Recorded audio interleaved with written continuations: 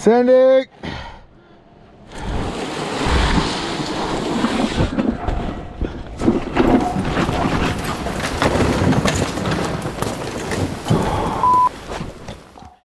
What is up, everyone out there? It's been a while since I've been in front of an intro. I appreciate all you guys tuning in. Before we get this video started, which trust me, this is the one you really want to see, Jordan literally drops his raft by accident off a bridge. So that's coming up next. But I wanted to announce this Sunday, 7 p.m. Pacific Standard Time, our spring merch drop is finally going to be live. We have all sorts of custom lures, plugs, worms, beads, an endless amount of apparel. The largest hat drop we've ever done. I think there's over 100 different hats, baseball caps, flex fits, flat bills, something for everyone. So mark your calendars this Sunday, 7 p.m. Pacific Standard Times. Thank you guys so much. Now let's kick this video off and we'll see you on the river.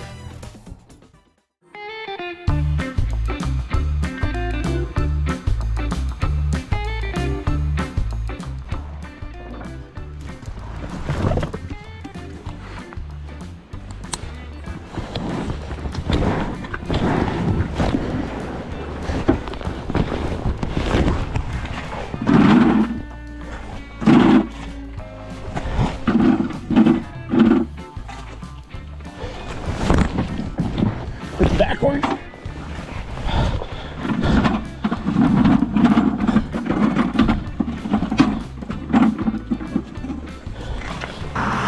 All right.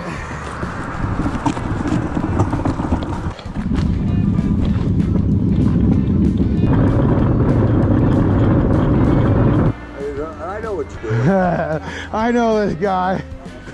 Seen a bit.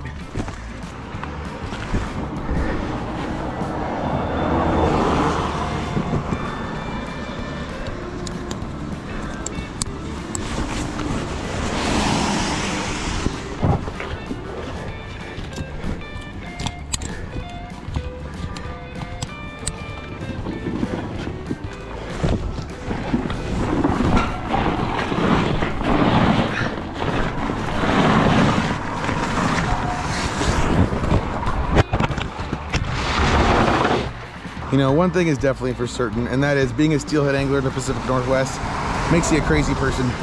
And I must say, I'm not a big fan of boat ramps. Some places there are none. So we go to some crazy lengths to get to the river. And this is what we're doing today. Should work.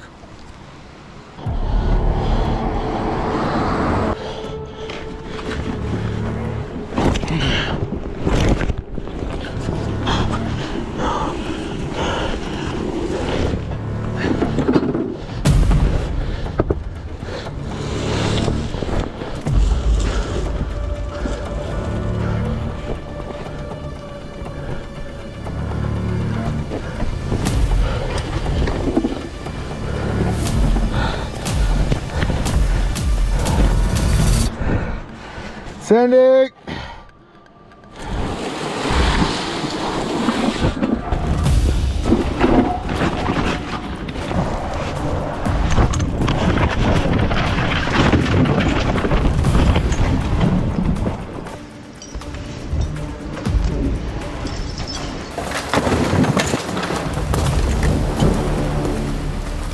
Gotta get that, gotta get that. The other one's under the boat. It's coming back to you, Alex. Someone come grab the cooler. Grab the cooler that's in the water and the oar. Oar's under the boat. We'll get that water bottle downriver. Okay, ropes incoming.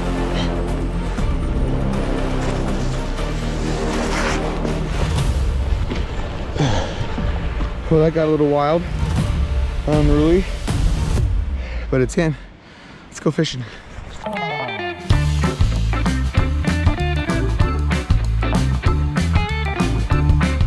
Well, we made it. It wasn't pretty, but we're here and we're alive, and Big Red is okay. Good job, Big Red. My goal today, other than trying to kill my raft, is to go hard on hardware. And I'm going back to my grassroots. You guys probably don't believe what's happening right now, but it's happening. That just happened. I cut off my spinner. But we're doing something better, everybody. I'm going back to the first thing that I ever caught a steelhead on, and probably a lot of you out there in the Pacific Northwest or anywhere in the world can probably attest to the same thing. One of our brand new sponsors, 𝗛𝗘𝗟𝗣, makes the one and only steely. Now the steely is probably one of the oldest lures made for steelhead, I'd say anywhere in the world. It was actually the lure that I caught my very first steelhead and my very first Chinook on, so this is gonna feel good today. First things first, I gotta get rid of this treble hook. We're gonna put a side wash on, we're gonna step through, we're gonna catch a fish on a spoon today. Okay. Isn't that a thing of beauty? Now, the reason I'm actually switching out the hook, one is because I don't feel like you get the same kind of hookup with a treble hook as you do with a side wash hook, especially these 𝗪𝗏 side wash. Today I'm using a 3/0, which is a little bit bigger, but this is a pretty big lure. I want some weight to it because I'm gonna be swinging this thing through the tail outs and I need it to get down and dirty. So I'm going simple as it gets. Give her a good squeeze. And it's really important, you guys, if you change out your hooks, to make sure that the eye of that hook is all the way closed when you use your pliers to do it. I've had it so many times where I lose a big fish, reel my lure back in, and it doesn't have the hook on because I didn't take the time to crimp that thing all the way down and get it secure like that. So we're ready. Now a steely is one of the only lures, and a spoon in particular is one of the only lures that I like to put a swivel on. And why that is because you're swinging it. When you have that much tension against the line and you're swinging your spoon through the tail out, it tends to twist your line. If I'm fishing a spinner for my 45s, it doesn't tend to do it as bad. But because it's necessary today, I'm using a swivel. And just so I don't have a heartbreaker, I'm gonna pinch that thing down a little bit, just like that. Ain't that a thing of beauty?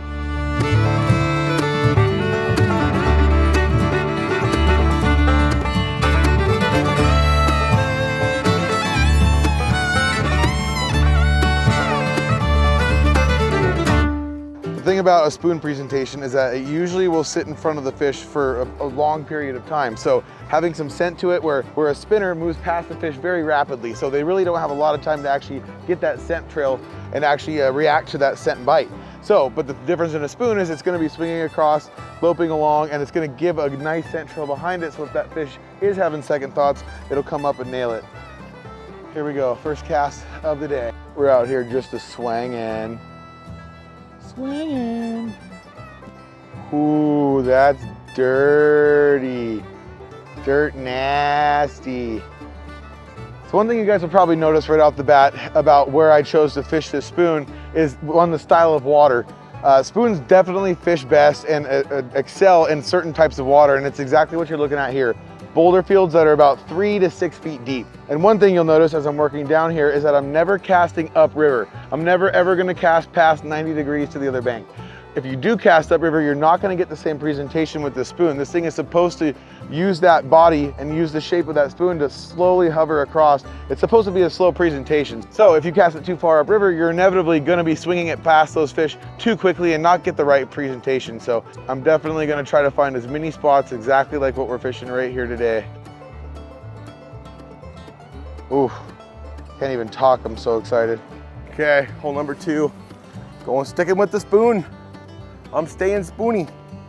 This is a perfect one, but this is kind of a hole that I'm gonna have to stand in and launch this thing all the way down. So I'm out here with Colton Hayden today. We sent them, they walked downriver, we parked the boat, they walked downriver, and I got this one all to myself again.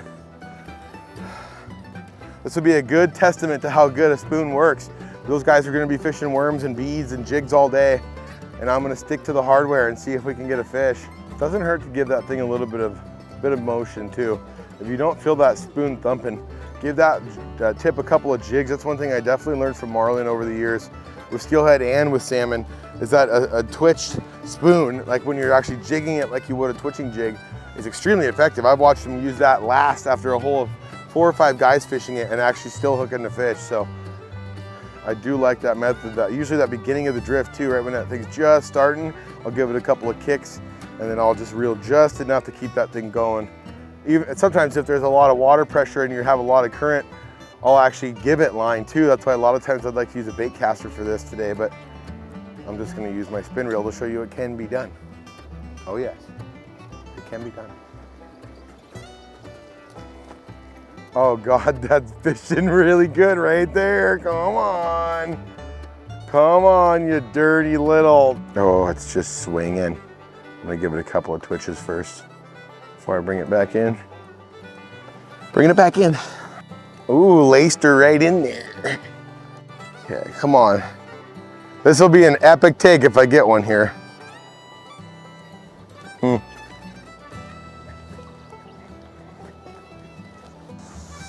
Okay.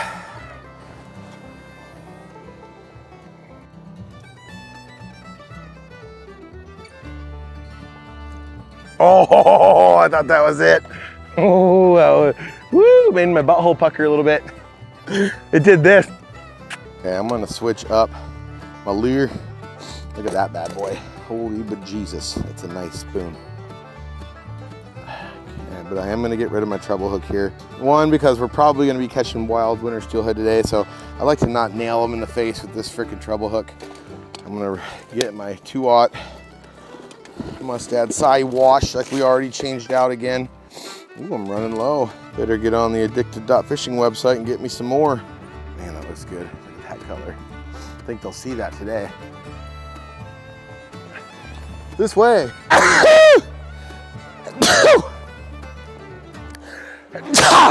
Jesus. Freaking nearly died. Oh, Spoony Love. Got me some Spoony Love. No, it just feels good. Look what I put on, dude. Stilly. Look at that. It's a big fish bait there. Jesus Christ. Oh God, I can feel it coming in the air tonight. Hold on. I've been waiting for this moment for all my life. Hold on.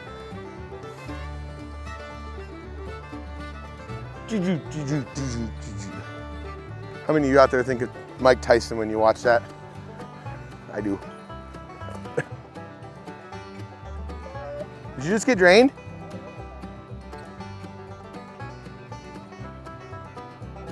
Oh, big one, dude. Show the people. Wow. Science. This has got to be one of those holes where you never get one out of here, but you're like the one you do, it's a giant. Okay, well, let's go. Get in the raft, boys. Oh God, come on. Look at this twitchy McTwitcher.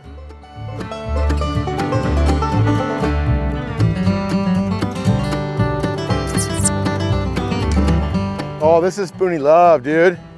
Spoony Love. I'm cutting in with some Spoony Love.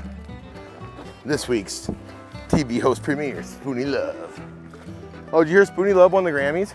You can really start to tell when your spoon is fishing nice, when you can see it registering on your line, when your line is actually going slack and tight.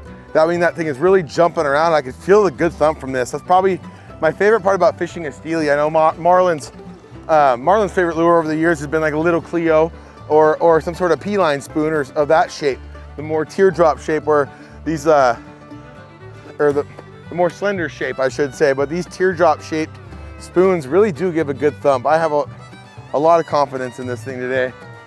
And that brass and orange color, I think, is really, really gonna attract a big one.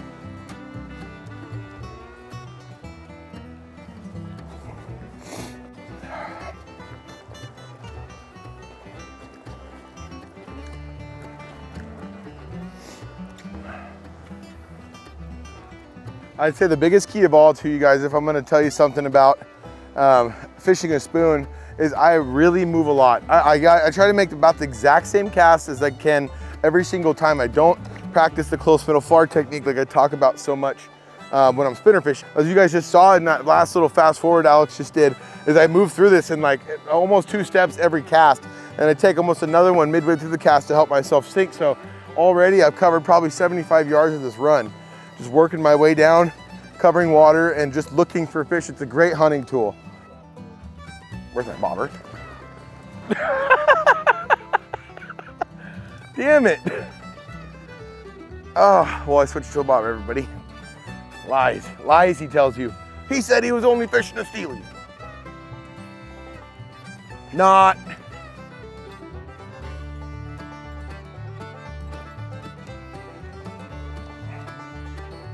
What the hell?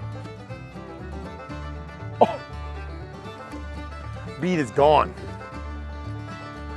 What the hell? Ripped my soft bead all the way off the line. Okay. Can't feel my hands. Okay, I promised you guys I was gonna show you what's in the bag. So here it is. I'm gonna just start with each thing as I pull it out and show you guys. This is, you know, I'm not fully ready. I just got back from Chile about a week ago. So, but I was gonna fish the next couple days. I figured I'd pull everything out, get everything ready, and show you guys exactly how I set up for the season. So I like to keep a lot of my stuff in Ziploc bags, unlike this here, especially the stuff that's on leaderboards. Like I got my jigs on a leaderboard. I got my addicted jigs, got a couple of random ones that a nice guy at the Sportsman Show gave me. And I got my leaderboard of beads. And so I like to stick them in. I got a couple extra straggler beads there just because they looked nice. But I like to keep them inside a Ziploc bag, this kind of stuff. That way they're not getting abrased by anything going in and out of my bag. I'm not messing up those leaders. Next bag, I got my leaders, leader line, and all my bobbers in one bag. So pretty prepared there. They're not floating all around, getting smashed up. I actually even got some more Dave's Tangle free weights in there too, kind of keep it all organized. Next is my terminal tackle box. I got 3 different styles of split shot. I got bobber stop beads, I got my hooks, and I got you know, some extra 2-watt side wash for my spinners, and my bobber stops and glass beads. So basically I like to try to pack my stuff up kind of like I'm going, kind of like how I'm going to set up. If I'm going to set up, I need all 3 of these things at the same time. So I don't want each one of these things in something different. It's annoying to have to open and close them. Next is the big bad box of spinners. The BBBS. Got pretty much every color. Got a lot of our limited drop ones. I got some bell bodies. I got Spodny Love. I got some spoons in there. Got some nice North Fork Lure customs. All in all, you can kind of see just about 3 or 4 different colors. Not a crazy amount of colors, but a lot of spinners. Lots of spinners.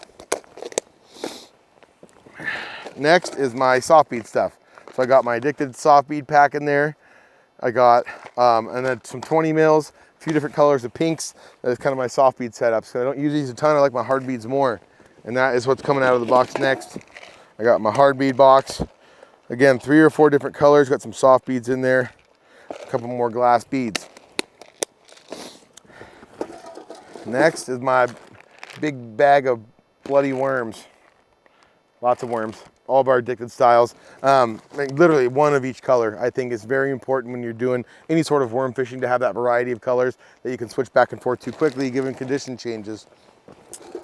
Last but not least, no, I'm not gonna show that one. Next, I have a couple jars of my anise eggs, my addicted anise eggs.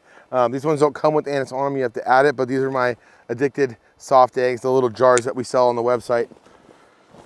Then, very last thing, is a chunk of pencil lead.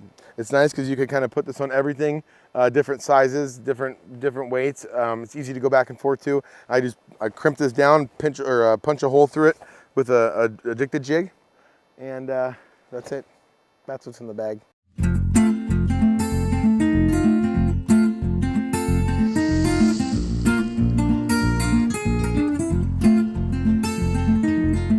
If it just started raining all night, already planning tomorrow's adventure. It'll be another video you guys will be seeing come out. Me and Colton Hayden are floating a river for the first time together. One of my favorite rivers, and so I'm very excited. Be on the lookout for that. It's the Colton Hayden series. Let's see all the little happy face emojis down below. What was that? Spodny Love. That's what it was. Spodny Love. All right. I'm gonna show you guys a little bit of what my spinner box looks like. I kind of like doing this on days like today when we got good fishermen like Colton Hayden with us in the boat. Taking the opportunity to have each person kind of dedicate to a certain style, whatever style is your favorite to fish. Obviously mine is hardware, but these guys, they like to fish jigs, they like to fish worms and beads and stuff, so it's nice to have that variety. All the things are getting fished in a hole. We can fish super effectively and fast, but just because I've been so crazy on hardware today, I'm gonna kind of show you guys my hardware box. You can kind of see already, there's just a good range of colors. I got black, I got chartreuse, I got green, and I got blue. Very simple. I'm not going all over the board. I got some gold blades, I got some brass blades, and I have silver blades and white silver. But this is really how I think a spinner box should look. You know, I got my Michael Jacksons and my blacks. I got my Steelies and my spoons here. 2 or 3, 4 different colors. I got my I got my North Fork lures, you know, I got some R&B lures in here, and of course I have my blue foxes. And kind of cover the spread, you know, I think that's the most important part. Look at this blue fox with the green tip. Black and green. Ooh, sexy. Pesky. But I think that's the biggest thing about the hardware box, is to have a good variety. I really like the 4 and the 4.5 size. That's kind of what I usually stick with, and sometimes up into the 5 if I'm using a vibrax. So, that being said, from me to you, there's my spinner box. Well, everybody, some days you don't catch any fish. We had 3 good fishermen. We fished a lot of tackle today, covered the spectrum, but you know what? Sometimes that's the way fishing goes. That's what makes a steelhead fisherman. We're always gonna be coming back at it tomorrow. And tomorrow, like I just said a minute ago, is gonna be a big day. We have another big float in order, so it's time to go home, regroup, get some stuff ready, get prepared mentally for the day, get some food packed up, and we will see you guys on the next episode. Thank you all so much for tuning in, everybody. You stay fishy. We'll see you out there.